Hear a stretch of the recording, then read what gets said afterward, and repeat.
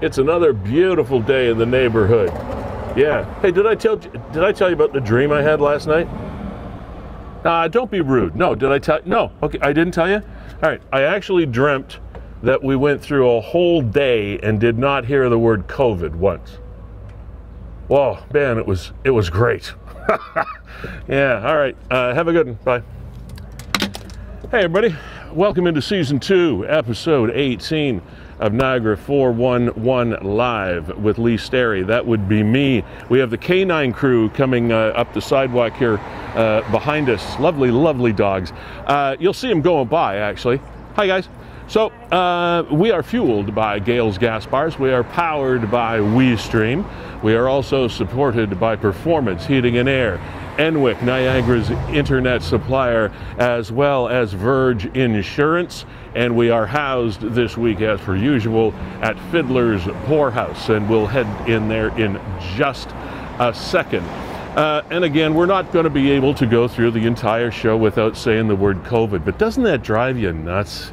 After a while, it's COVID, COVID, COVID, COVID. Please make it stop. I realize it's important, but man, oh man, we're starting to get overloaded here, but it is what it is. But we do have a beautiful day in the neighborhood.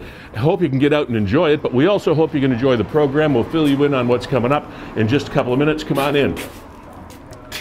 Oh yeah, it's almost warm enough to open our stately window here out onto St. Paul Street in downtown St. Catharines at Fiddler's Poorhouse, but we decided to keep it closed. Just it's a little nippy when the wind starts blowing through, but we're almost there. We're almost into the open the garage door weather. We'll be right back. We'll fill you in on what's happening. Cheers.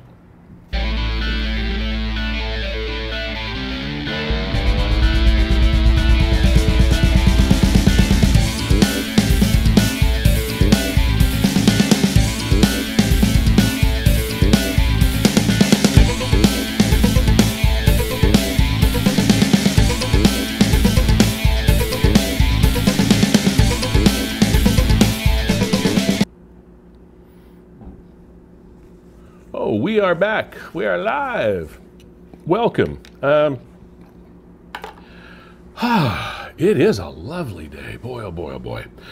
We do hope, though, that you can leave the lawnmower in the shed for a little while and stick around today, because we've got some interesting folks coming up to chat with. And hopefully one of those interesting folks is going to be you. Let me remind you right off the top that this is not a program where we have to do all the work in lining up the guests and you just sort of sit passively and watch. You can do that if you like, by all means. However, what we prefer and what we really enjoy is interaction with you. If you have anything to talk about whatsoever, or to inform us of, or to tell us about somebody that you think we should know about anywhere around Niagara. There are 12 municipalities in this place we call the Niagara region, and there's always something going on in probably all of them at any given moment in time, and we need you to help us help you and your neighbors find out about what's going on in your own backyard. And it's really easy to do that. While you are watching this live stream, all you have to do is click on the link that is in the live stream, and it'll take you into our Zoom room, green room, and that's it. Just keep your camera on so Kevin Jack, our WeeStream executive producer, knows that you want to come on the program, and he will do the rest, okay? So we talk with people every week just to not flog a dead horse, as they used to say. I think that's a horrible expression, but it is. It's a cliche. It's frowned upon these days. When you think about flogging a dead horse, it's like, now these are not things people should be saying. I apologize. Maybe I'll try to strike that from my vocabulary. Yeah, what does the horse have to be dead? I don't know. Why don't you just flog a living horse, Lee? I don't know. I think the fact is the horse is already dead. So why keep hitting it? But why would you want the horse dead in the first place? See, these are the things that keep me awake at night, but I don't know. They're old cliches that happen. But where I was going was the fact that this show is unique in the fact that, and we realize that you have to get used to it a little bit, it is unique in the fact that it is open to any and all, live and in the moment, in real time, period. That's it. It's available to you for whatever you need to use it for. And I know there's another dangling a participle there, but for whatever you need to use it, we are here and available for you, and it's so easy. In these days where every phone has a camera, every den has a computer with a camera, etc., or whatever, so just click in and let us know, hey, I think I've got something I'd like to let you guys know, or I want to ask a question, I want to find something out, etc., and we can make that happen. So that's what we're all about. We do have a lady coming up, an interesting story, this is the epitome of what a Niagara 411 story is and how it evolves. A lady's going to be joining us by the name of Carrie Gray. Carrie is the daughter of a woman who had a traumatic experience in Niagara Falls, in the fact that she fell, she broke bones, etc. She was pretty seriously hurt, and a couple of good Samaritans came to her aid, and it's a very simple thing. All they want to do is connect with these two people and say, hey, thank you. Now, they have found one of them, apparently, and we'll hear the whole story. So, Carrie is going to be joining us about 25 after 12 or so, in that general neighborhood. We may be speaking with a fellow by the name of Joe Sheehan from Project Lifesaver. This is another story that showed up on Niagara 411 this week. Project Lifesaver is pretty much just that. We'll find out more about it, hopefully, when Joe comes in to talk to us about 12:45.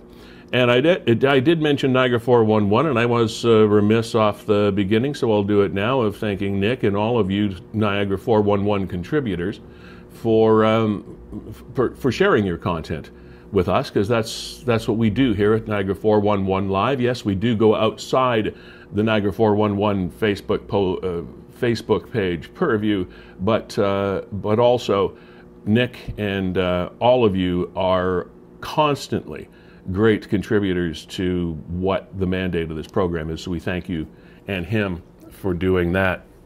This is Employee Appreciation Week.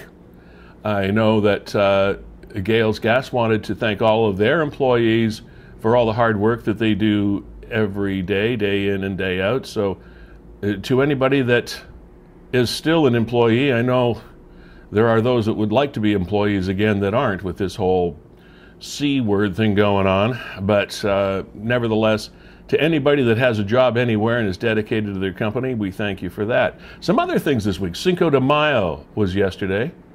A lot of people think that was to mark the independence of Mexico from the Americas, and it really wasn't. They do that in July. Cinco de Mayo is the mark of the Mexicans defeating another enemy and winning a battle, etc. But they have a Cinco de Mayo festival in Mexico, and it sort of represents their independence, but it has nothing to do with their independence, really. No, now maybe I just get all my information from Facebook, and that's a bad idea. But I thought Cinco de Mayo was the Mexican liberation from the rebel forces. No, it's not. No. But what was all the Star Wars references?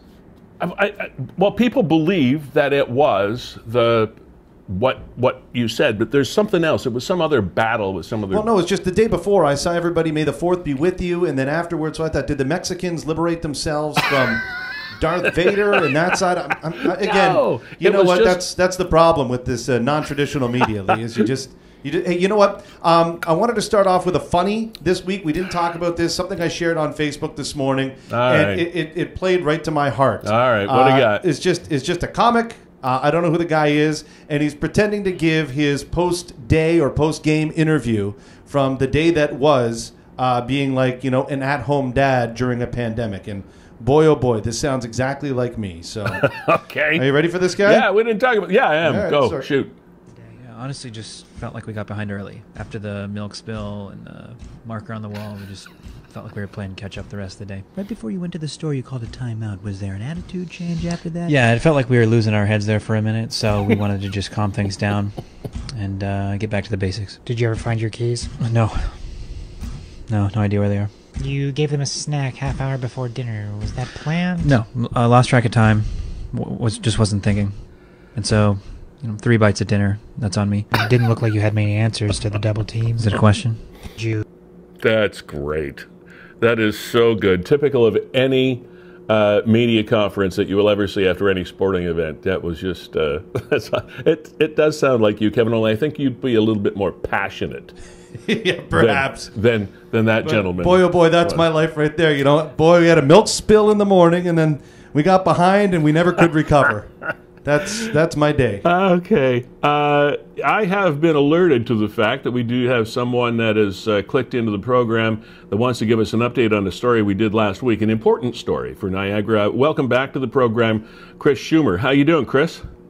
Not bad, Lee. How are you? I'm great, thanks. Now, last week, Chris is, by the way, just for those of you that might not have seen the program last week, Chris is the local president of the union representing customs and immigration officers here in Niagara, the CBSA, the Canadian Border Services Agency.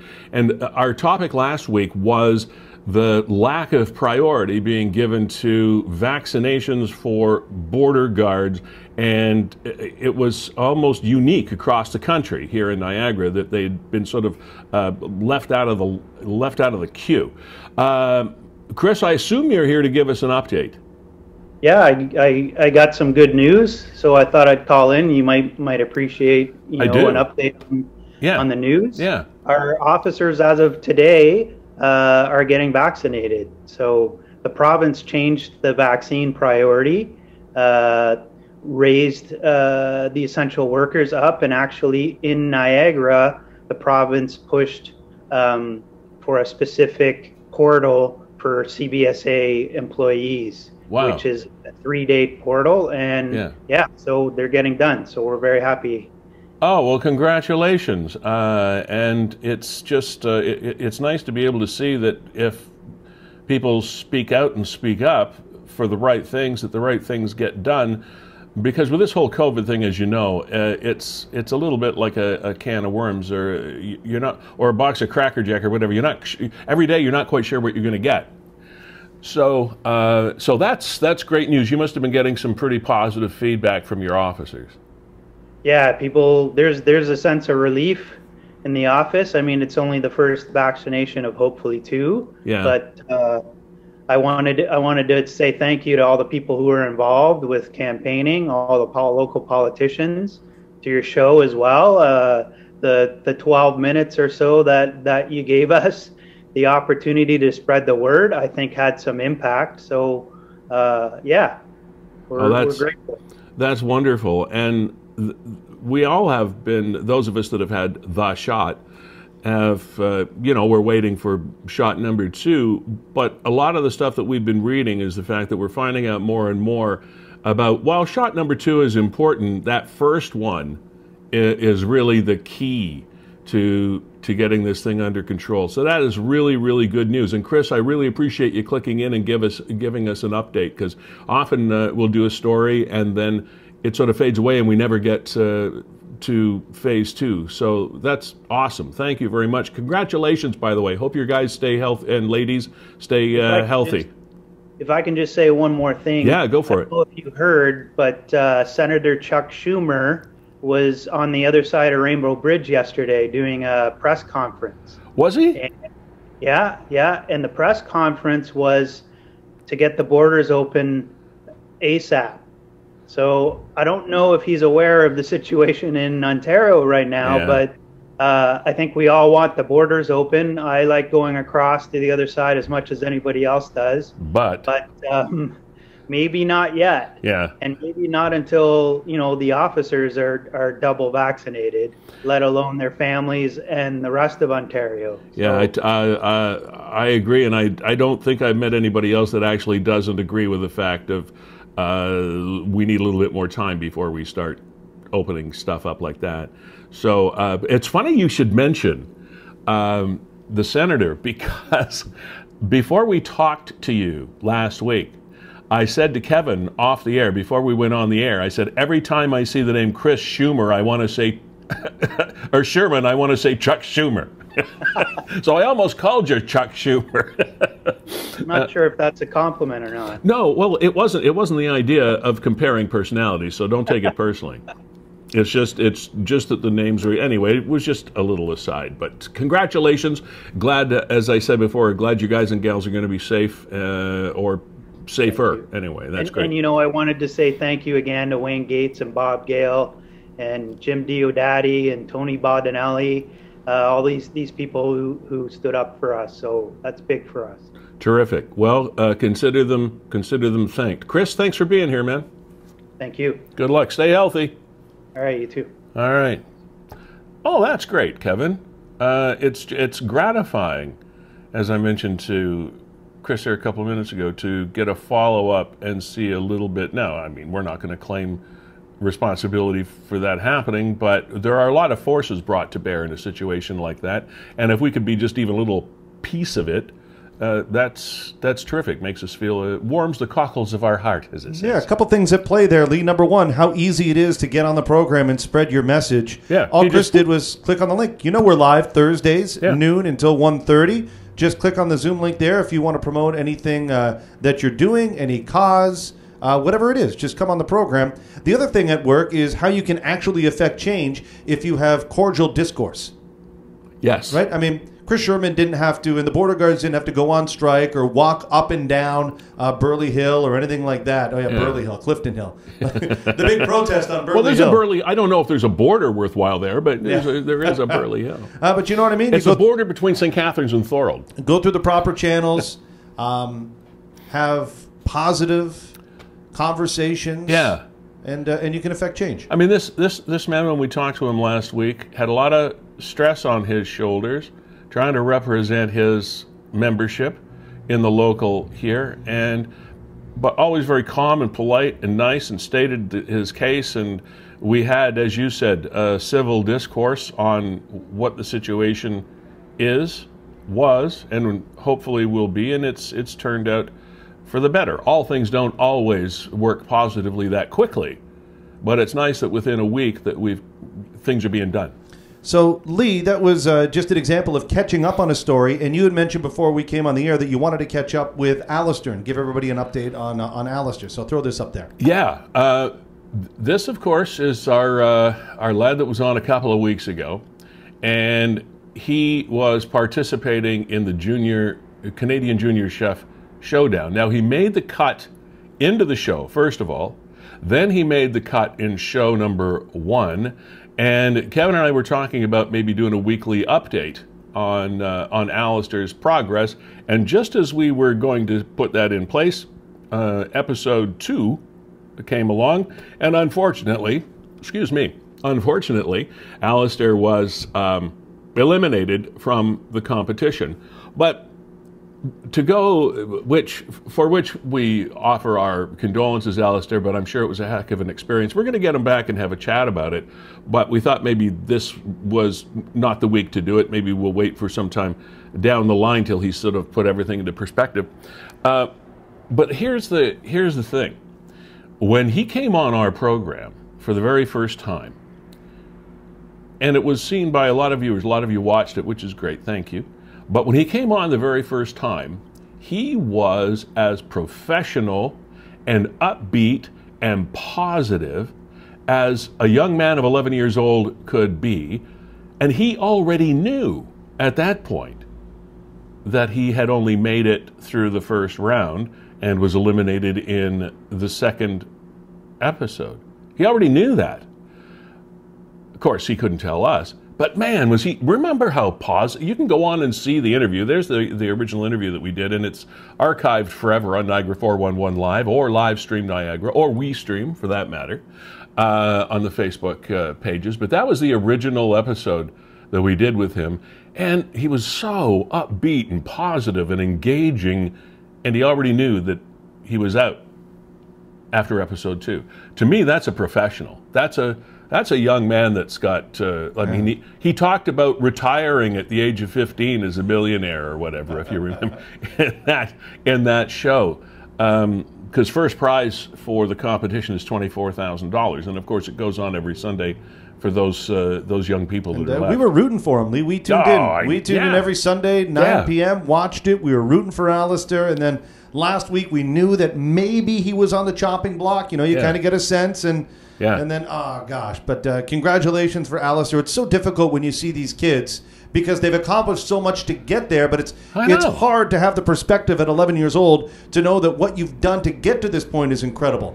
Don't worry that it was the second episode. That is more than anybody will ever do. As people will often say, and it sounds cheesy, but it is true. I'm happy to have just been in the room. It was just I'm Mr. DeMille. I'm sorry I didn't win the award, but it was nice to be nominated. You know, and these young people are absolutely amazing. And you know, somebody with drive and passion like that. Whether it's in the realm of, he's a baker actually by trade, so they threw a baker in with a bunch of cooks. I mean, what are you going to do, right? But Alistair, thank you for being you and having a great time, I assume, because it sure looks like you had a great time. And but yeah, I'll be very interested to see how your life and career evolve over time, because I don't think we've heard the last of our friend Alistair. Kevin, yes, may the 4th be with you. I don't know where the heck that thing got, or what it's even supposed to mean. Of course, it's a Star Wars reference, right? Like, may the Force, may the 4th, whatever. But it meant something else here in Niagara. It was also Firefighter Appreciation Day, International Firefighter Appreciation Day. And if there is any more of a major force in communities, other than firefighters, I don't know what it would be. I mean, just scroll through Niagara 411 on a daily basis, and you will get a sense for the number of calls and activity and situations that our firefighters have to deal with on a regular basis. And not only the full-time fire department employees, firefighters, but there are a lot of volunteer firefighters as well in communities all across our land that are on call all the time to help keep us safe or save us, period. So thank you to all our firefighters. That was also on May the 4th Be With You Day. I always sound like I'm lisping when I say that. I always feel uncomfortable when I say May the 4th, but nevertheless, there you go. Now, speaking of fires, nice segue, Kevin. Here's one that is almost like a regular event. This is almost like, you could almost put this on your calendar. Fully involved structure fire at the intersection of Bucator Road and Niagara River Parkway. You can see what it says, smoke visible from a great distance. Chief advises defensive operations only. In other words, they're just trying to keep it contained and not trying to save it necessarily, because this was an inn of some description. I can't remember the name of the inn, but it's right in Chippewa, right where the river, the Welland River, bends into the Niagara River, and if you're driving through Chippewa heading toward Niagara Falls, there it is. Like, say you're coming from Fort Erie way, you cross the Welland River, then you turn right, and then you go around, and right there is where this structure is. Now, in and of itself, I mean, fires are never good, fires are never fun in any stretch of the imagination, but the thing that makes this unique is this is, I believe, Kevin, the 3rd time this thing has caught fire? Yeah, if you read the comments, it's either 3 or 4 times in as many years. It just won't go down. Now, you can make up your own scenarios as to why, and it's an empty building. It's not like there were people, places, or things inside it. It has been sitting there sort of, dare I use the word derelict, for some time. It's prime real estate, and it's caught fire 3 or 4 times. It just won't go down. And I'm sorry, Obviously, you're not in the insurance business, Lee. Huh? Obviously, you're not in the insurance business. No. Because we do kind of laugh. It's comical when it's been on fire 2 or 3 times in the last few years and it hasn't been in business. Yeah. How does that happen? I mean, can you imagine being okay, guys, who wants to go to the inn this time? Whose turn is it? Like, come on. And I know they don't think about fires that way. They take them all very seriously, and I'm doing this tongue-in-cheek. I get that. But 3 or 4 times, you'd think finally somebody would just tear it down to save a match, you know? But anyway, that's just me. I'm not accusing anybody of anything. I don't even know who owns the place. There's a number of links in the comments, Lee, where people say these are the people that own it. I haven't been able to corroborate it, so whatever. But people can go search for themselves on Niagara 411 and see what everybody's saying about it. But it does seem oddly suspicious. Yeah, it just like, oh, it must be time for the fire on the Parkway again. All right, out you go. Jeez. Okay. We have with us on the program, I mentioned this right off the top, a lady by the name of Carrie Gray. She is joining us. Obviously, you were driving around Niagara in your car. It's the only place you could find to be safe. I'm parked at work. You're parked at work. Lunch. All right. Yes. Well, thanks for taking time off the clock to come join us, Carrie. Now, your mom, Marianne or Marion? Marianne. Okay, Marianne. All right. So tell us Marianne's story. She actually kind of wrote a few things down for me. If you want, I could read what she had wrote. Whatever. It's kind of her impression of what happened that day. Sure, go for it. So I guess on Tuesday, April 27th, about 5:45, she says she tripped and fell near Hodge and Steel. Uh-huh. She was going for her daily walks because my sister's getting married, so she's out there walking. Trying to get fit. That's right. Yeah. She said when she tripped, she hit her face on the cement sidewalk. Ooh. And smashed her wrist, which ended up being broken in 2 places. She also hurt her knees and her toes, and she just got a knee replacement.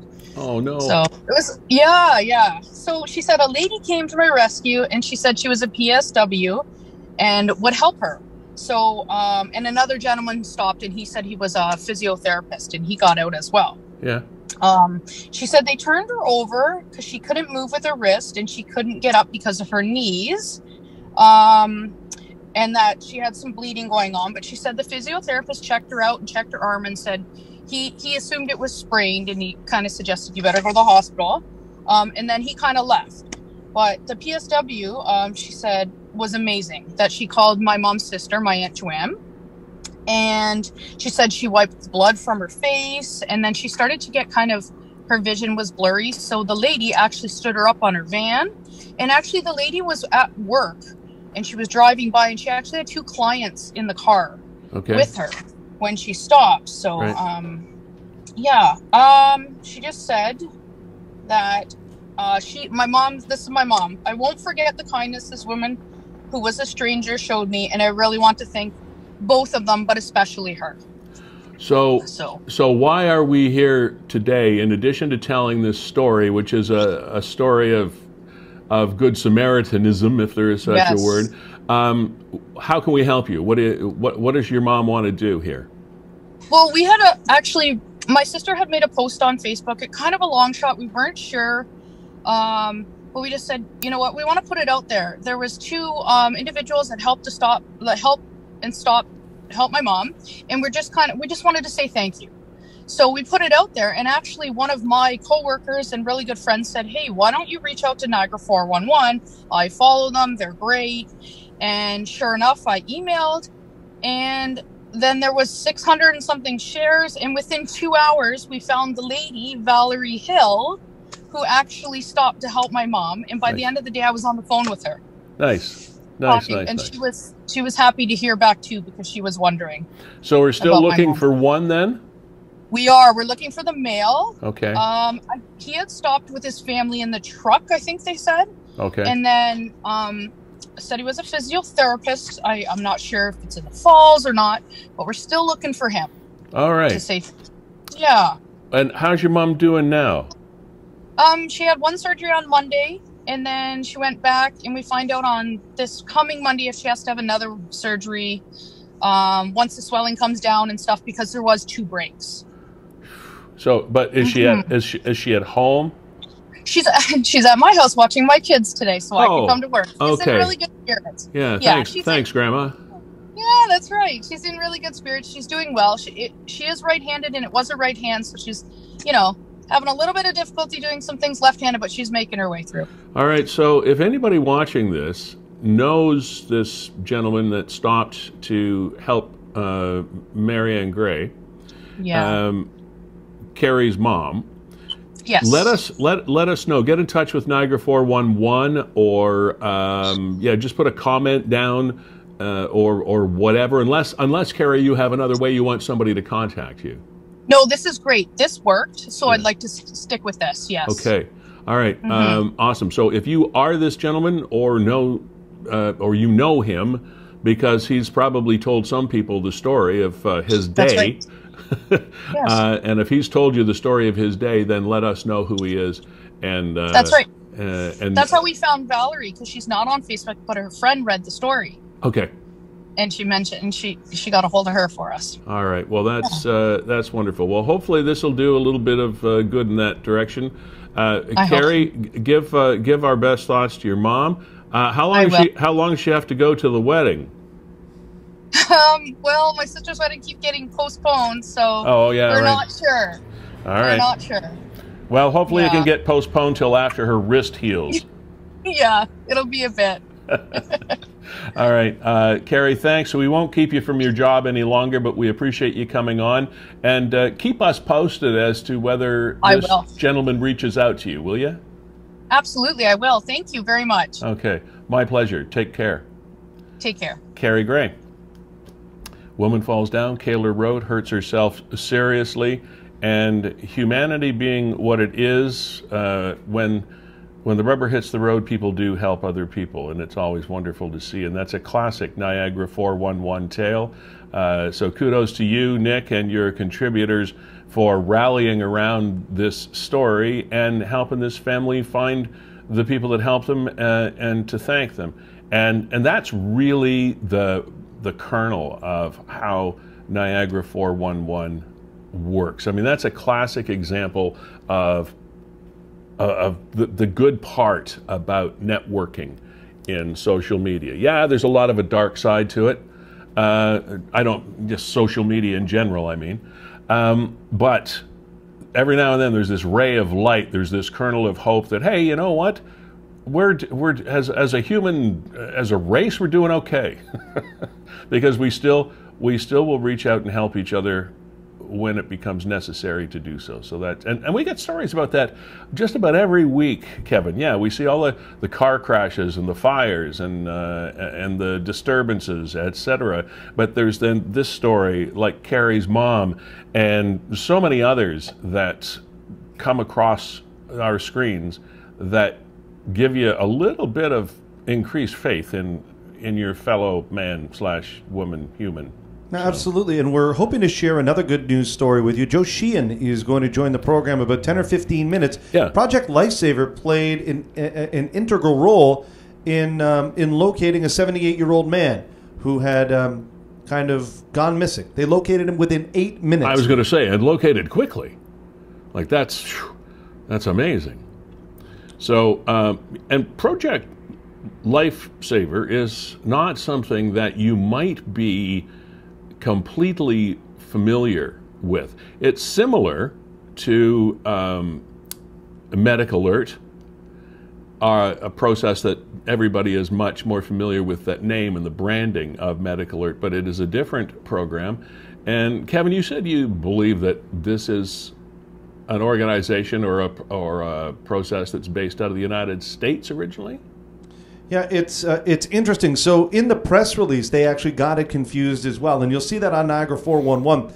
I'll say the more popular of these programs in Canada is a joint collaboration between the Autism Society and then Medical Alert. Right. Project Lifesaver is something that has its roots in America, but obviously operates in parts of Canada, including here in Niagara. Yeah. I think concerned family members would want to register their kids, their family members, what have you, with both agencies, because as you see here, Project Lifesaver for a 78-year-old man truly was a lifesaver. But yeah, this link here brings you to the medical alert system. Both of them are great, and we'll find out a little more about Project Lifesaver. But the idea is it started as something for autistic children, right? And the program has since expanded to any vulnerable people in our society, and it's generally family or caregivers that sign them up for the program. Okay, and the Niagara Regional Police Service sent out a media release sort of on the heels of this story.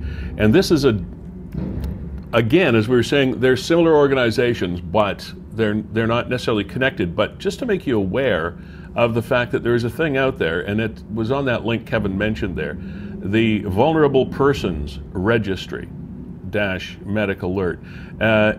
And how it came about is in early 2017, a review of the Autism Registry was conducted.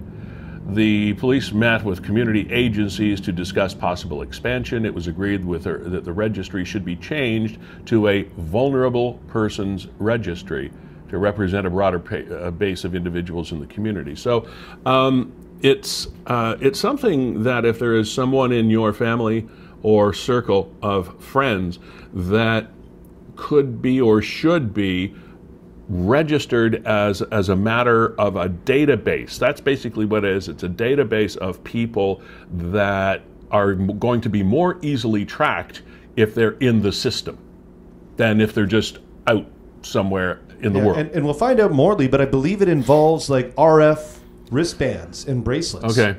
So you actually are emitting a radio frequency. Yeah. And that's what helps track you down once you get involved in the system. And this is something I'm just going to throw you at now, Lee, but a bit of breaking news through Niagara 411, but it ties into this. Okay. Heartland Forest right now is closed down, and they seem to be dealing with a relative serious situation. Nick posted this, you see, 37 minutes ago, so just as we went on the air. Heartland Forest, Niagara Falls, currently closed. Police and forensic crews investigating the discovery of human remains found in the area. Heartland will remain closed for the time being, and we'll put out a notice via social media when they are ready to reopen. Well, that's never a good discovery. So Heartland Forest is closed, and that's all the information that we have. That's all we know right now, but you see it's been shared over 400 times, bunch of comments on there, and our thoughts and prayers to anybody involved, and of course anybody related to and of course victim. And again, we have no idea how long they've been there or anything. So, there was, I knew something. Before any more time goes by, Kevin, I don't want to lose sight of an opportunity to promote our supporters, of which WeeStreem, of course, Kevin Jack's company, along with his partner Brandon Schramm, the founders and operators of WeeStreem Niagara, probably the most cutting-edge streaming service in, dare I say it, the country. And you have another event coming up tonight, so we might as well promote what you're doing. Community Care of West Niagara has a thing going on tonight. What's up there? Yeah, they're having their annual fundraiser, but they had to transition online. It's every bowl full. So I'll be helping Linda and Carol and everybody else at Community Care of West Niagara. Not just me, but Brandon Scram and all of WeeStream will be down in Beamsville tonight. And we're bringing the entertainment to the people that are participating virtually online. And, it's a great idea. If you are part of a nonprofit or a charity and you're used to holding fundraisers and you're not sure how to transition that online, right. It's a great investment with us. Takes all the burden off of you. We make sure that everybody looks great and looks awesome and everybody shines. And it's always as professionally done as we think this program is. As a matter of fact, we've watched some news programs on the so-called big networks, and I think they're starting to, do what we do. Seems to be.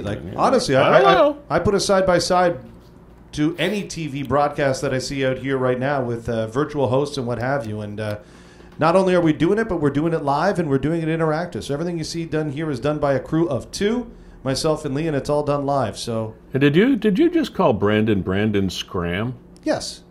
Is that how it's pronounced? Yes, it is. I've been saying Schram all this time. Well, it's debated for years. Yeah? Yeah, it's debated for years. Scram? Brendan, scram. Yeah, exactly. All right, you said it, not me. All right. I do also want to acknowledge our other sponsors and supporters. We are fueled every week. Our title sponsor, Gale's Gas Bars and Bob's Convenience. And thank you very much, as always, for fueling this program as you've done in Niagara since 1967. Performance Heating and Air, Carlo Zucchini and his crew. Thank you for also stepping up and being a part of promoting this show and helping us promote you. And all of these companies are born in and reside in and serve in Niagara, which is key for us. Our newest sponsor in line is Enwick, Niagara's local high-speed internet provider. They service both rural and urban customers across the region. They offer business services up to 1 gigabit per second, and those of you in business know what that means. 100% unlimited service with no contracts, and that can be a big deal depending on how you run your business and or your house. Also, Verge Insurance Group. Thank you, Mark Shirk and company, for stepping up a few weeks ago and plugging in here and being a part of this. And again, a company that was founded and located and serviced in Niagara. So all of these big supporters of ours, we appreciate it more than you know. And their mandates are the same as ours, in Niagara, by Niagara, for Niagarans, and that's what we do. So that's an opportunity for us to say hey. And you can come on and say hey as well at any time. All you have to do is click on the link in the post, like Chris Sherman did a little bit earlier. See, he had me saying now I wanted to say Schumer again. Chris Sherman of the president of the local for Customs and Immigration. In case you missed our chat with him just a little while ago, we talked with him a week ago about the fact that Canada Border Service guards and personnel were not prioritized for getting the shots for the pandemic. And a week later, the forces have come to bear, not just us, but other forces as well. Some of the local politicians in the area as well have come together and put pressure where pressure is most effective. And even as we speak, the CBSA folks are being vaccinated, and they've been bumped up the priority list, which is just absolutely terrific news. Lee, I'm just going to interject here. We do have Joe Sheehan from Project Lifesaver. Awesome. So we'll get to him in just a minute or so. Something I saw on the way in today. THK appears to be on strike, and most people know that as TRW. It's TRW forever. Right. Changed their brand into THK. I think everybody still calls it TRW. Here, I'll throw up this little image here. There's one of their buildings that you see right over on Louth, right by all the 4th Ave stuff, where everybody's going to Seymour Hannah to get vaccinated. Right there. That's TRW or THK on both sides of the road. Mm-hmm. And I saw picketers out there today, which is not that uncommon. I think 3-4 years ago, there was probably another strike, and 3 or 4 years prior to that, but it appears as though THK workers are on strike again. Don't know if it's all of them or if it's a subsection or what have you. Tough time to have labor situations when there are so many other things getting attention these days. So hopefully employees and management and owners can get this thing resolved. Project Lifesaver International Headquarters, that's their Facebook page right there. Happy to have Joe Sheehan join us and tell us more about this and more about the event that happened this week. Joe, hi, how are you? Nice to meet you. Hi, Lee, how are you? I'm great, thank you very much. Your organization came to light for us this week when it was announced that a gentleman, 78-year-old man, was listed as in distress or missing, and he was registered with your organization, and it was like 8 minutes from the time it was announced there was a concern to the time this man was located by our Niagara Regional Police Service. That's amazing. Correct. Yes, that's the magic of Project Lifesaver. So for people who have a propensity to wander due to a cognitive condition, they register with our program, and the police are dispatched to find them quite quickly. Can you tell us, Joe, about the beginnings of the program, what it actually is, and sort of give us a quick history lesson here? Absolutely. It started in 1999 down in Virginia. There was a chief of police in Chesapeake, Virginia, who felt there was a need for a new type of search and rescue program that could find vulnerable people who have a propensity to wander due to a cognitive condition, say autism or Alzheimer's, dementia. So he formed this program and based it on radio frequency technology as opposed to GPS technology, because they are able to track people down to the very foot as opposed to just a general location using this technology. And over the years, it's grown throughout the United States. There's hundreds and hundreds of chapters throughout the United States, and now in Canada as well, Australia. And one of the benefits of being on the program, if you were to go on vacation, and practically anywhere in the United States, including Disney, you let them know you're there, and the program works there as well. And so families, I assume, will register their loved ones as opposed to somebody registering themselves, because if there's some sort of a concern, it's usually someone you're related to. So it's families that get together and say, "Hey, we're gonna do this."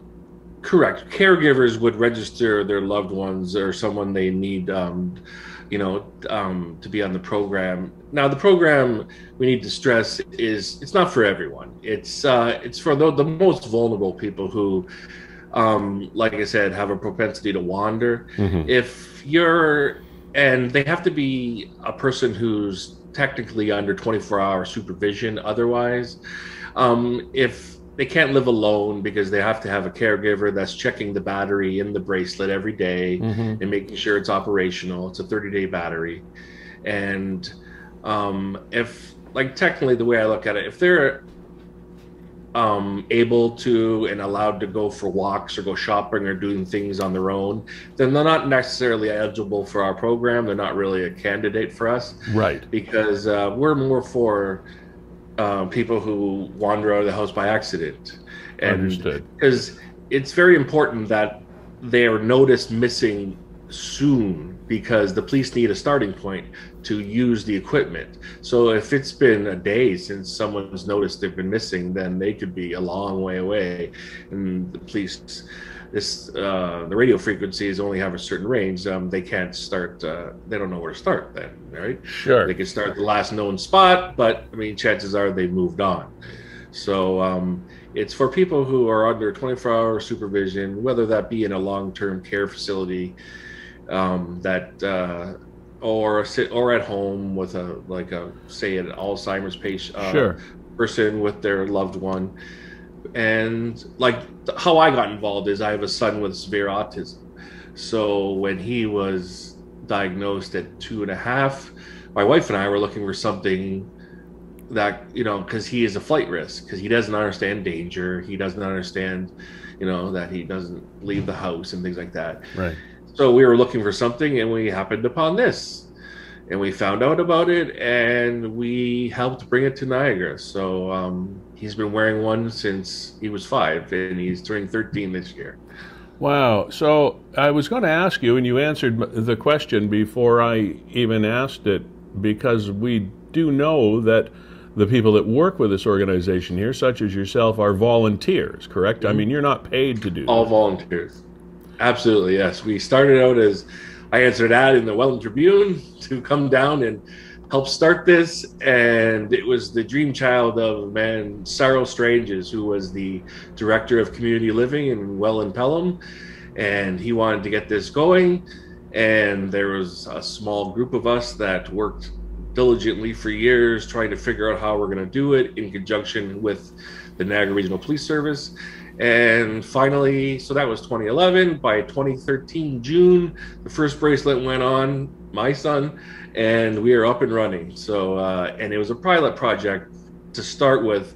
It was only available Welland and Pelham. Right. And then finally by 2017, we received some funding from Regional Council and the okay from the Niagara Regional Police after we partnered with Search and Rescue Niagara to go region-wide. So anywhere the Niagara Regional Police services, we are available. That is just amazing. So hats off to you and the people that work with you. I'm sure when you took this on, it probably didn't strike you as something that would keep you as busy as I'm sure it does. Absolutely, especially since Friday. So our volunteer numbers come and go. People move on and do things like that. So I think I may be the only original member. However, sadly, we lost Sorrow Stranges a number of years back, but his widow stepped up and really taken charge of his dream. And her and I and a couple other members, as well as Sarn, we keeping this thing going no matter what. So we do it in our spare time. Wonderful. As best we can. Yeah, whatever spare time you have. Now, so this is open to anybody that fits that criteria here in Niagara. The eligibility criteria, yes. Now, we do have some fees, though, that I have a feeling that sometimes scare people away because, first of all, I wanted to state that we're absolutely not for profit. We make no money on this. The money we charge goes right back into buying more of these. I'm wearing one of the bracelets. I thought I was going to ask you when I saw that before. This is it here. Yeah. It's like a thick watch. Yeah. So and inside, I took one apart. You can see the guts of it. Inside of it, there's the backing. We have this is the transmitter that transmits a radio frequency ping every second. It goes in there with a battery on top of it, just a regular watch battery. Back goes on. We strap it on. There's different colors for kids, especially because they like it. Yeah. We got red and green, and a number of straps, different That's colors. Great. Things like that. It's like the hospital type straps, so it's not meant to come off. That's the thing too. Once it's on, it stays on. That way, you don't plan to wander. You're not going to say, "Oh, I better take my bracelet with me because I might wander today." So it stays on the participant. Like my son wears his on his ankle. I actually took his off just to show you how it's beat up, and he wears it on his ankle 24 hours a day. It's completely waterproof. You can go swimming in it, shower, bathe. That's awesome. No problems whatsoever. And once a month, one of our volunteer will come and change your battery, clean it up, lube it up, make sure it's waterproof again, and leave you with a few straps to make sure you're good to go. However, the pandemic has changed that a little bit, so we've been having people change their own batteries and taught them how to do it, so we don't have to have face-to-face or go in their homes necessarily. It's been a little tough. The police have really helped us out a lot with that. And so just to lay it out, it's $140 to join. $100 of that is a deposit on this transmitter right here that costs us. We have to order everything from Project Lifesaver internationally in the United States. This costs us $250 US. So it's a $100 deposit we put down in case it gets lost or breaks. Wow. You get that back once you leave the program. And then it is $25 a month for 10 months a year. I'm trying to remember. Oh, that's nuts. Change the battery, because all these straps, you wouldn't believe, they're almost $3 each, and the batteries and all the equipment. We break even more or less. What price do you put on the safety of your loved ones? I mean, that doesn't. Those dollar amounts don't sound outrageous to me. No, well, different regions charge different amounts. Like Peel has a program, Halton has a program. Everybody does it differently. This is the dollar amount we settled on for now. And I mean, $25 a month, I'll spend that on coffee. So, I mean, if it's going to keep my son safe, I sleep better at night. Once we found this program and got it going in Niagara, my wife and I were just overjoyed that now we know he can be found within minutes of disappearing. So what the people do is they call 911 if someone wanders. I'm probably jumping the gun here. You're going to ask me how this works. No, that's okay. That's cool. They call 911. and they tell the dispatchers so and so is missing, and over the years we have now trained them all that in the system it'll say they are a participant of Project Lifesaver. So not only are officers dispatched to the home to where the person went missing from, the ETU who does all the searches are dispatched with the special receiver antennas that pick up the pings simultaneously, so they're dispatched as well, so that they can get on scene as soon as possible, like they did on Friday. Yeah. And start is usually they'll have 3 cruisers with all antennas, triangulate the position, slowly move in, and then once they've picked up the signal, they can get out with handheld antennas and find the person absolutely spot on, sitting somewhere. And the reason they use radio frequency is because it tends to be much more reliable than GPS. I don't know if you have like Sirius radio, when you pull in your garage, you lose your signal, right? So if these people are in an apartment building or in a parking garage or in dense brush, the radio frequency ping will be heard, and police can find you practically anywhere.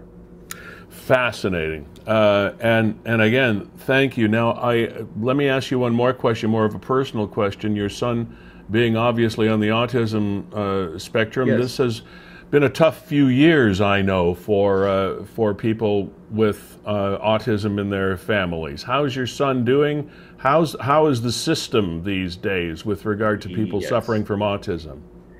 Well, it's touch and go depending on the government that's in place. So he was very lucky to get some funding early on, because early intervention, they say, is the key. However, the waiting list seemed to have been 3 years to get that intervention. So that doesn't really square with me, but he was able to get funding early on to do applied behavioral analysis and IBI therapy.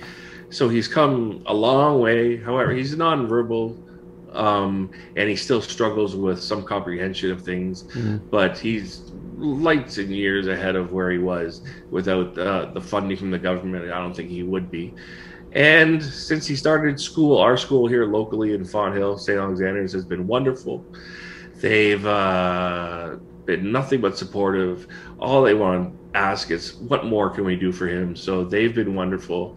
And even during this pandemic, when my other 2 children are doing regular schooling at home, he's at home, they've given us all of my son Brady, that's his name, with autism, all of his equipment for us to do everything they were doing at school here at home. And so, I mean, the community couldn't be more supportive and helpful. And like I said, there was a little glitch back in the early conservative government days where we thought we were losing all the funding, but that came back around. So we are very happy to see that. And he's aging out of the programs now, and we understand that. But for little children, the diagnoses of children on the spectrum is going way up. So these programs are going to need to be in place going forward. There's going to need to be more money for these children to catch them early, give them the therapy they need to move on, and possibly, hopefully, lead independent, normal lives once they hit adulthood. Joe, thank you for sharing your story with us, both stories. Yes, no problem. Thank you for everything you and your other volunteers do here in Niagara for people in that situation. And of course, the last obvious question for you today is, if we have in any way got somebody's attention, and I'm sure we have, how do we find you? We have a website. It's www.projectlifesavernniagara, it's a long one, .ca. So projectlifesavernniagara.ca, all right, or you email us at info@projectlifesaver.ca. We also have a Facebook page. All right. So any one of those, and if you Google us, you'll find us, and we'll respond to you. And I wanted to say one thing quickly. I know, because when I was contacted to do this, during the present lockdown, we're not necessarily signing anybody up right now for the next few weeks until, because a sign up involves us going to their house, explaining how everything works, putting the bracelet on, explaining to the caregivers. So we're not able to go into homes at the moment. So for the next couple of weeks, we are not signing anyone up, but we're more than welcome to take your calls and your emails, and we're going to make a list if people are interested. And once we're up and raring to go again, then we'll be out to see you. Wonderful. Joe Sheehan, thanks again for your time today. Good luck with your son and this project. And again, I'm sure the family whom you helped on Friday are singing your praises as well. So it just goes to show it works. Yeah, yes, it does go to show it works. So thanks. Really have yourself a great day and a nice weekend coming up. Thanks for being here. Thanks for having me on. Okay, man. Bye. Bye-bye. There we go. Another Niagaran that you probably did not know existed and is doing great things here in the community. And of course, so many of these things begin with a personal need. And then people become passionate about that solution and share it with their neighbors. And that's often how these programs grow in communities. But for somebody like Joe and his helpers to take that and run with it and make something like that happen here in the community is special. And Kevin, here he is. He's talking about having this severely autistic son, plus 2 other children, plus we got the homeschooling and all the rest of it that you're only too familiar with. This is a full-time job, just being parents of a group like that, let alone running an organization in their so-called spare time. I don't know how they have spare time. No. It's, you know what? Volunteerism. Volunteerism is really at the core of a lot of good things in Niagara. No question. I've spent many years and many hours volunteering for community organizations, and I would encourage anybody with extra time in their lives. But unfortunately, with COVID, it takes opportunities away. So when, life gets back to normal, assuming that's going to happen at some point, I'd encourage people to get out there and support the organizations that you believe in. Absolutely. And it's a very rewarding thing to do. You don't realize it until you're actually involved. And for anybody that's been in business for a period of time, as I was for many years, you're always approached by people to help out. You try to help out where you can. And oftentimes, when that phone rings, somebody says, we're wondering if you could get our support for, and the first thing that goes through your mind is, oh, here we go. Here's somebody else, with their hand out or whatever. But once you do say yes and become involved with these groups, it's amazing how it sort of gets into your blood, because it does make you feel good to give back, And you know what, Lee? It's not always about money. Volunteer your time. Exactly. Time. And the thing is, it's easier to give money than your time. Everybody's time is very valuable. So if you give somebody your time, that speaks volumes.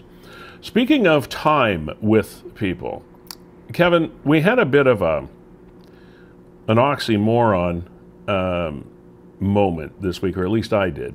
When it comes to me, it may be the emphasis on moron. I don't know, but we heard earlier in the week about a scathing report that was released, a multi-hundred-page report, about how ill-prepared the Ontario government and system was to address a pandemic in our long-term care homes, which is where this thing was the most devastating in the beginning and still to this day, apparently. So that was one thing about this report. It just absolutely hammered the government as well as the systems of long-term health care facilities, which a lot of people say have been broken for a long, long time. But this report shed a light on all of the things that they did wrong. Well, okay, so that's one story. And you can read up on that. I'm not going to go into that because it's well covered out there in the media world. But then this story came out on Tuesday. May the 4th be with you. On Tuesday. And it says COVID-19 restrictions imposed on residents of long-term care homes in Niagara and across the province are starting to be relaxed. Now, the most residents of seniors' homes as well as staff have been vaccinated. The Ministry of Long-Term Care announced that residents will be permitted again to dine together and participate in social activities while some precautions remain in place. So, residents will be not be permitted to participate in outings, etc. But it's good news for families of people in long-term care homes because apparently they'll be able to be face-to-face. They'll be able to give somebody a hug and have that contact that people have been starved to have since the beginning of this thing. But my oxymoronic moment came when I was trying to put these two stories together. We, on one hand, heard that the province and the long-term healthcare industry was woefully prepared or unprepared to deal with something like this, and in the next breath, we're relaxing restrictions. Kevin, am I not bridging the gap here? Where is my logic meter going on? I think it's the same place that my logic meter is sitting on. I read one story that says 80% of all adults are going to be vaccinated by so-and-so date. Yeah. And then the next story says COVID record numbers yesterday, further restrictions. I'm like, what? How? But, and it's kind of the same where you're like, well, they were woefully unprepared, but we're loosening restrictions. Yeah, it falls into the Yabbit category. Okay. But Yabbit, Niagara Acting Medical Officer of Health, Dr. Mustafa Herji, has been calling for the loosening of restrictions imposed on long-term healthcare homes for a month. And yet, this is the same Acting Medical Officer of Health of Niagara, Dr. Herji, that has kept us in lockdowns and things in other areas. It's a real Yabbit moment. And as much as I feel happy for the families of residents of these homes that can actually have moments together, that's wonderful. I'm not saying that it shouldn't happen, but why is the other thing happening? I don't know. How are we vaccinating so many people and yet we've got record number cases? It's like it is. My mind's absolutely exploding. So it's like one story one day, this story an hour later, and it's holy moly. And as we were talking to Chris Sherman from CBSA earlier, Senator Chuck Schumer from the United States was in Buffalo, he said yesterday, trying to find out why they can't be opening the borders. I'll tell you, a lot of Canadians shake their head right now. I mean, we watch American television, right? A majority of the media that we get is actually from the United States. Oh, yeah. So if you turn on any live event, and watching the NFL draft last weekend, there's like 30,000 people there. I know. You watch baseball games, there's people there. I was watching the Masters out of Augusta, Georgia, and the players aren't masked. The caddies aren't masked. Now, they can be separated, but there were people outside the ropes that were there in throngs watching this thing, and it was as if there was no such thing as a pandemic happening in these places. I wonder how many people came away infected, and maybe none did, which... Now, I'm not saying they're right, and I don't think you're saying they're right. But why are we two worlds apart? Yeah, it seems like we're planets apart. Yeah. Speaking of which, keep looking up, because you might have a Chinese rocket landing in your backyard any day. Yeah, I mean, if there was, like, where's Bruce Willis? Where are the Armageddon people? I don't know. Out of control. I don't know. Is that who we need? Well, it's China. It's China. You know. I mean, I guess. They make inferior dog food. They make inferior rockets. What are you going to do? So what's the story here, Lee? I've seen headlines. The story, the story is that they were all very, very pleased about the fact that they got the rocket up there, but then they lost control of it. And the good news, although I said keep looking up, you don't have to worry about it. Don't start getting paranoid and get conspiracy theory all over the place on me. Canada, our part of the world apparently is not. The scientists have said we are not a potential crash site for the rocket. So. Well, now I'm relieved. But seriously, is something going to plummet back to Earth? Will it? I guess it's not going to burn up on re-entry. Think about all this stuff that you'd buy out of China that is just a little subpar. Do you want to ride a rocket that was made in China? Not me. I'm sorry. I mean, really. You're that good old USA rocket, eh? Yeah, give me a SpaceX rocket or a Tesla rocket or one of them. Lee, I'm going to bring us on a little meandering trail here and going back to... Please do. Talking about volunteering your time and something that we believe in at WeeStream ever since our inception in 2015 is doing that, and it's one of our core values to give back, and we have been supporting Momentum Choir across Niagara for the last 5 or 6 years, generally offering our time and our tech. Our wallets aren't big enough to just write checks, but we can support you. And we've been streaming their gala performances right up until COVID because now they can't get together.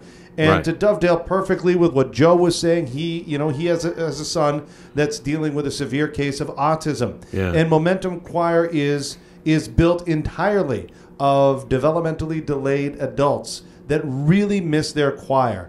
And for a lot of them, this is their weekly highlight. It's their lifeline. Absolutely, it's their lifeline. You can't overstate that enough. And we are supporting them again, and I'll throw them up here. We're supporting them through the sale of our shirts. There's Momentum Choir. That's Mendelt. We got together with Nick over at Niagara 411 to sell some Niagara 411 and Niagara 411 Live merchandise with money going to both Momentum Choir and Wellspring. Wellspring Niagara being the choice of Nick, Momentum Choir being our choice here at Niagara 411 Live. Wellspring Niagara, of course, being a cancer support organization here in Niagara. Exactly. They're in Fawn Hill. Beautiful building that's right next to the new arena. I ordered mine. You'll see it there. Okay. So there you go. You can go on the swag shop. The links are right there on Niagara 411. Okay, go there, order yourself a T-shirt, $25. We take $2 right away and give it to either Wellspring or Momentum Choir. The hat's $25. And you're a Niagara 411er. Why wouldn't you want to, wear the brand and promote the brand across Niagara? Let's get it everywhere. We were originally doing a week run. I have to apologize. Nick put up an apology note. The partners we're working with didn't let you choose the pickup option for the first couple of days. Right. I was glad I went on the very first day to see what it was like, and I alerted you to that fact. You go and say, hey, it's a little lumpy there at the beginning, but it was fixed right away. Yeah, so we fixed that up. You can pick it up for free. So $25 plus tax. You arrange for pickup up at Brand Boulevard. If you want it delivered anywhere in Niagara, it's a flat fee of $15. So, the more economical seems to be to pick it up. Most of the people in Niagara are proximate to Brand Boulevard here in St. Catharines. But please, please, please help us support these charities that we believe in with Mendelt over at Momentum Choir and everybody involved there. And Ann Mantini is the head of Wellspring Niagara. And Ann Mantini, a lot of people may know, involved in the Mantini Sisters. Coming up at the end of the program today, we always feature a musician. So why not feature the Mantini Sisters? Great. Featuring Ann from Wellspring. So we'll do that in about 15 minutes at the end of the show. So there you go. That's a nice little bow on that closed loop there. But at the end of the day, go to the swag shop, please. Excellent.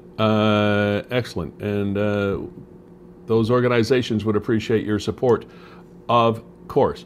As we enjoy the support every week, this is Niagara 411 Live with Lee Sterry. That would be me, fueled by Gale's Gas Bars and supported by Performance Heating and Air, Enwick High-Speed Internet, here in Niagara. All of these businesses locally owned, operated, founded in Niagara. Verge Insurance Group as well.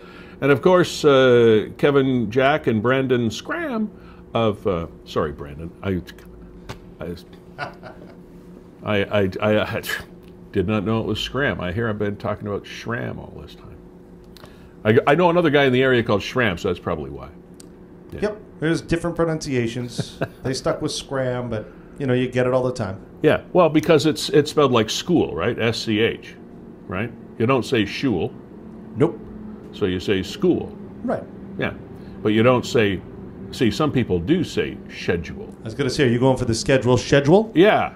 Some people do say schedule. I haven't heard that in a long time. Where did that come from? What is the origination or the nationality or the country or whatever they say, schedule? Is it, maybe it's the United Kingdom? No idea. Yeah, my mom does it. A schedule. Background kind of. Schedule. It's spent probably, her youth in English Montreal and then also Scotland. So. Probably those British people. Yeah, probably. Yeah. To the Brits. For me, it's a schedule. And it's a school. So I guess it's a scram. Yeah. A scrum. That's a whole different thing. And if you follow WeeStream online, you can see us go live tonight at 7 o'clock, helping out community care of West Niagara and every bowlful. They've been pretty creative trying to transition their support and their fundraising events online, and we're helping them do that. And we're actually getting some traction. This came as a bit of a surprise, frankly, to Kevin and I. We're actually getting some traction with the podcast version of this program. There you go, right there. There's our Niagara 411 Live podcast logo. And, the podcast world is a strange world in the fact that on any given day, any given moment, there are this was actually a stat that I read this morning, so it's a fairly up-to-date stat. At any moment in time, you have access through your technology devices to reach 1.7 million podcasts that are broadcast around the world. 1.7 million on any given day. And that will grow exponentially, I'm sure, because the first thing that someone does when they feel the need that they want to do something, or they're bored, or they lose their job doing this, they want to, I'm going to do a podcast and I'll make a fortune. Well, that doesn't happen. Because imagine you've got to stand out and be a big deal among a pool of 1.7 million. I mean, you got to be a big fish to make a mark in a pool of 1.7 million other fish. That's a big pool. So to get any traction at all with a podcast of a live stream show like this one, that's kind of cool. It's kind of exciting. But now, we're not going to set the world on fire on podcasts, that's for sure. But it is available for you. If you don't have time to watch it, which you can watch this after the fact as well, of course, you can go on to Niagara 411 or WeeStream or Livestream Niagara, and you can watch these programs. They're all archived for you. So if you miss part of this because you can't do this or you can't do that, you can go watch pieces as you see fit. Online on Facebook. But if you also listen to podcasts in your car or whatever, then we're available on that wherever you get your podcasts. It's on all the platforms. Just Niagara_411 and we pop up. So it's we're everywhere. Yeah, I'll say a special hello to the people that are listening via podcast. Yeah. Hello. Hi, podcast people. They're out there, Lee. They're out there. They are. They're out there. Trust no one. What was the? That's an old joke, right? About a guy walks into a library and quietly tiptoes towards a librarian and asks where the books are on paranoia, and she leans in and whispers in his ear quietly, "They're right behind you." That's good. When have we got, and I'm putting you on the spot here, you might not have the dates right in front of you. I know we're going to be speaking with Mark or someone from Verge Insurance Group coming up in the weeks, so we thank them for sponsoring us. And, it's funny, some people will say, yeah, we're going to support you, and then, boy, they're all over you like white on rice and things. These guys at Verge have been just so easy to work with, and if it's any indication of how they work with their clients, I have to give definitely 2 thumbs up to the Verge folks, because from the time that they said, hey, we like what you're doing, we want to come on, we want to have a spot on the program, we haven't heard a peep. And I hope you're enjoying being part of the show, guys. But we're going to be talking with you. Don't worry about the fact that we might have forgotten you. We haven't. So they've just been very, very wonderful, if silent, partners with us on this program. We'll also be speaking with it's Larry, correct, that we deal with at Enwick. So, Larry, to you and your bunch, we appreciate you jumping into the hole that was created a few weeks ago. Niagara's only high-speed internet provider, rural as well as urban. And Kevin can speak to the challenge of being in a quote-unquote rural kind of area and connectivity, because that's something you deal with. Yeah, Enwick's the way to go. And trust me, if you live in rural Niagara, you're constantly complaining about your internet and talking to your neighbors to see what the best solution is. Give Larry and the team over at Enwick a call. They're absolutely the best in Niagara. And rural, you don't have many options. People think, oh, well, why don't you just get... Nope. No, you can't. Cogeco can't do it. Phone lines aren't good enough. You got to go through the air, and Enwick are the absolute best in Niagara. So if you're struggling with rural internet, especially now, right, with people working from home, the kids online learning, there's more of a stress on your home network and your home networking system. So by all means. And Carlo Zucchini of Performance Heating and Air, just great to work with you and your crew as well. We also thank you for what you do. Jessica Friesen and her crew at Gale's Gas Bars, they put a post up this week about it being Employee Appreciation Week and how much they appreciated their employees, so we'll pass that along as well. And to all of our sponsors, just so you know, and to all of our sponsors, we offer a live interview here on the show to talk about whatever they want to talk about every 8 weeks or so. And Jessica and her crew at Gale said, we want to, whenever our interview periods come out, now they're the title sponsors, so they get a few more opportunities than others, said we'd rather have you talk to a charity that we support as opposed to talk to us. And there's a prime example right there of what volunteerism and giving is about.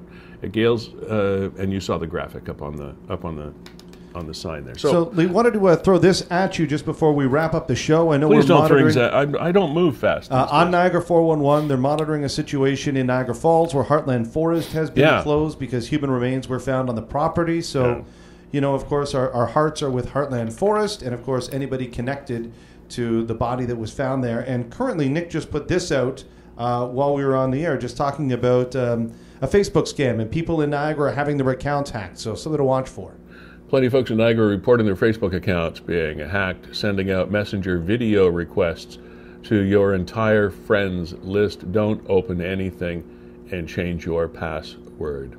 Yeah, I've had numerous things like that over the years. I got another. These people, I know, unfortunately, they run across people that do believe what they say, but I received one the other day, and it looked very legitimate about the fact that, oh, by the way, you know, this money that we have to put into your account, unfortunately, the banking information is wrong. So would you please click on this link and update your banking information for me? As they say, I was born on a day, just not yesterday. So but unfortunately, people that don't have all that much experience might get taken in. And unfortunately, they're the more vulnerable members of our society, oftentimes older people that get something, and they're the ones that believe they're in trouble with the CRA, and you're going to have the RCMP knocking on your door to throw you in jail if you don't pay this bill. And then there's people like the ones I was talking about saying, oh, we have money for you. We'd really like to give you some money. But unfortunately, the banking information we have for you is incorrect. Please give us the correct information and we'll give you the money. Well, no, that's not really what they're going to do. So just be careful about all this stuff. And the Facebook, my Facebook account was hacked a couple of years ago as well. And I don't know really what they did, but they sent some weird video around all my contacts and stuff. And it was, so I just said, I apologize. I don't know what's in this video, but don't open it. Yeah, sometimes I wonder what the end game is. You know, you'll see somebody and obviously their account has been hacked because they send you a message. And I know this one that Nick's warning about is a video. They'll send you a message like, hey, how are you? And then it leads to something. I'm like, you know, I never go down the road, but like, where is this going? Eventually, what are you going to try? What do they do with the information? Yeah, what are you getting from me? Is it my credit card information? Is it my personal information? And if so, what do you do with that information? I don't know. Switching gears here, Kevin, something that caused a number of comments on Niagara 411 this week as well was we were blessed with the opening of a new fire hall in Niagara Falls up on Lundy's Lane. And I don't know why it caused a little bit of controversy. Most people were supportive that I saw. Beautiful building. And some people said, why do we have a fire hall that looks so good? Oh, do you want a fire hall that looks bad? I don't quite get that. But again, there was a little video up that Mayor Diodati made. Yeah, I'm just going to pull it up announcing here, the grand opening of the fire hall up on Lundy's Lane. But yeah, you are bang on. Is that you know, people will complain. What's wrong with having? I mean, wouldn't you want? And I think some people were complaining about the fact that there is going to be noise and stuff near their neighborhood with fire engines and such like. I don't know. It gives me a sense of security if there's a fire hall not far away. There's Station 7 is a state-of-the-art fire station built for the future of fire service in our community. The location of Station 7 here on the west side of the city will extend our high level of fire service with prompt response times to our expanding community in this area, including the new hospital to open in the near future. Thanks to Mayor Diodati and our members of council, we received the support necessary to construct and properly staff the Niagara Falls' newest fire station. This 12,000 square foot building features modern design elements, the latest technology, and is fully accessible to accommodate a diverse and inclusive department. The station has 2 truck bays and will house Pumper 7, but has been built to accommodate future needs for additional fire apparatus as the city continues to grow. I would be remiss to not mention and give proper recognition to Deputy Chief Joe Zambito, the city's incoming fire chief, for his role as the project manager. We're standing in the Emergency Operations Center. This room is the hub for any emergency that this city will face. State of the art, going to serve this community for years. Some people would have to be thanked for this. First of all, Chief Lee Smith, who started this project back in 2010 with the Fire Master Plan. Chief Boudelier, who had the vision to keep pushing it through council, getting the staffing plan done and moving it forward, and Deputy Chief Zambito, who was instrumental in overseeing this entire project. This is going to be funded completely by development charges. That means new development paid for this station. It did not come on the backs of the taxpayer, and we're so proud of being able to do that for the citizens of Niagara Falls. Are we ready? All right. 5, 4, 3, 2, 1. It's official. Woohoo! Oh yeah. That would have been embarrassing if you couldn't get the hose apart. This new fire station is an investment in the safety and the health of our residents, and it'll be an integral part of our. That's great. It is a beautiful building. I think that's a fine addition to that area of the city. Beautiful. Like most things, the way you deliver service is changing in the technological age. Yeah. So you need to make something today that is still going to be current 15 years from now, so that it takes 35 years for it to be obsolete. Well, that's the whole. That is the entire concept about. Perfect example: the Meridian Center in St. Catharines. So much hue and cry about what are they building something so big for? We're not going to like. There's all that. Why build something for? And the same thing happened when I was living in British Columbia in a small town out there. They built this really, really nice, world-class, large entertainment and sports facility, and it got the same sort of. It happens in every municipality, not just here. It happens everywhere.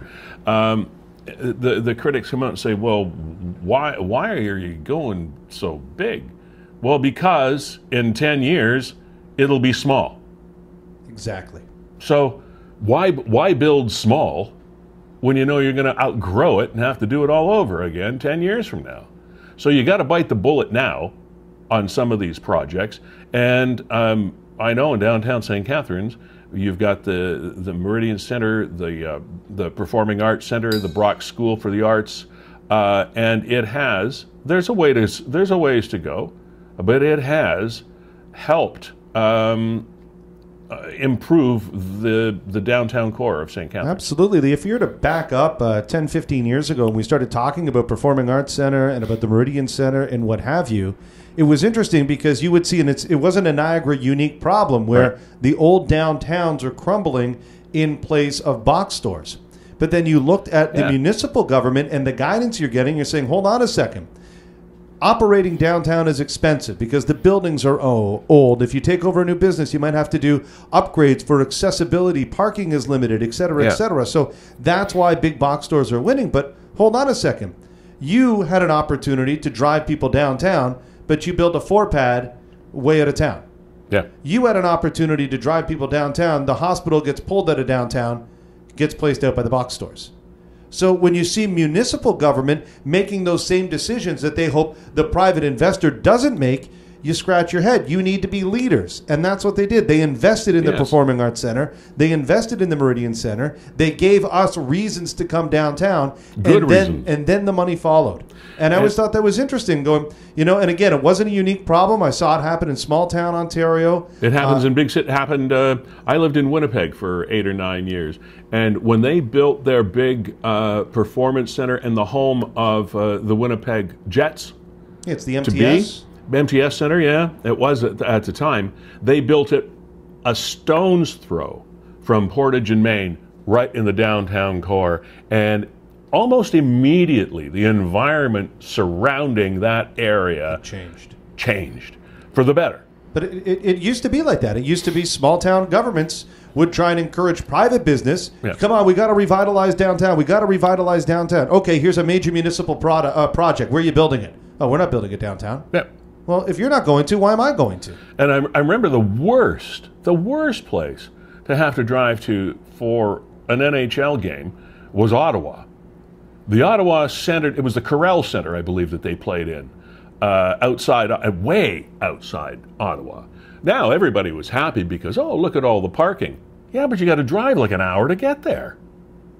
And it's out in the middle of nowhere. So you've got this big facility, but it's like half full most of the time. So it's always the case with urban areas.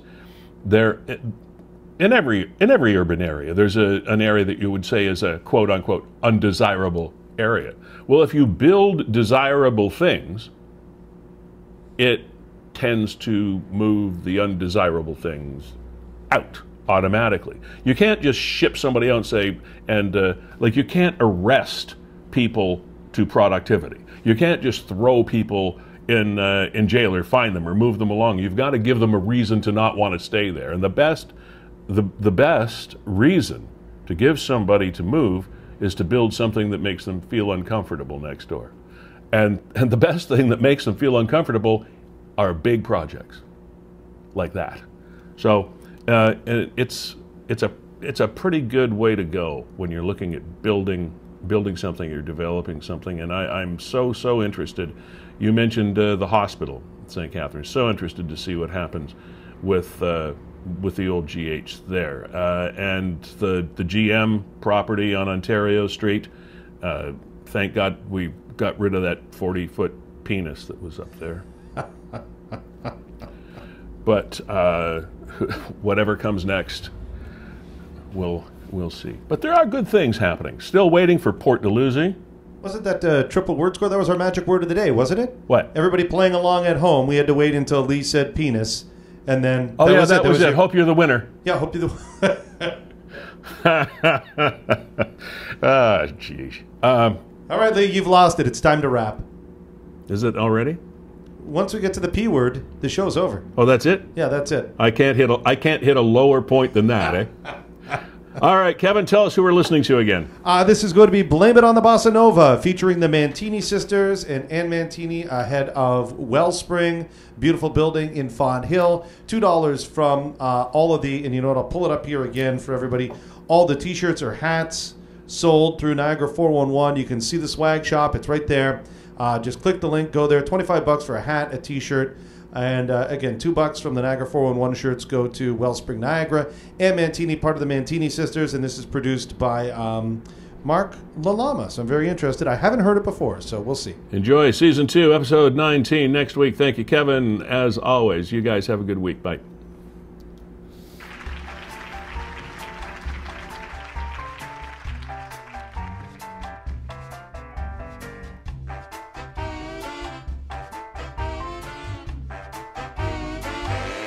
Was at a dance when he caught my eye, standing all alone, looking sad and shy. We began to dance, swaying to and fro, and soon I knew I'd never let him go. Blame it on the bossa nova with his magic spell. Blame it on the bossa nova that he did so well.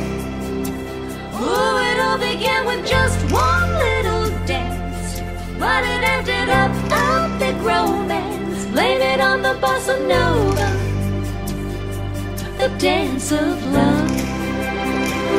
Now was it the moon? No, no, the bossa nova. Or the stars above? No, no, the bossa nova. Now was it the tune? Yeah, yeah, the bossa nova, the dance of love.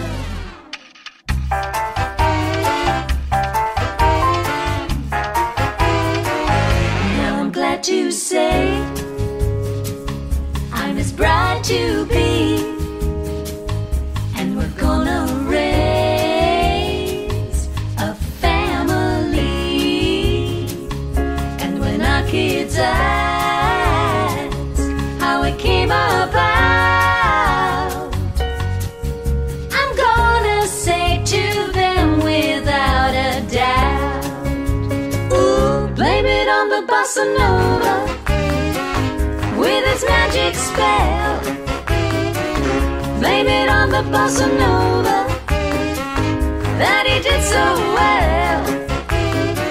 Oh, it all began with just one little dance, but it ended up a big romance. Blame it on the bossa nova, the dance of love. Blame it on the bossa nova with its magic spell.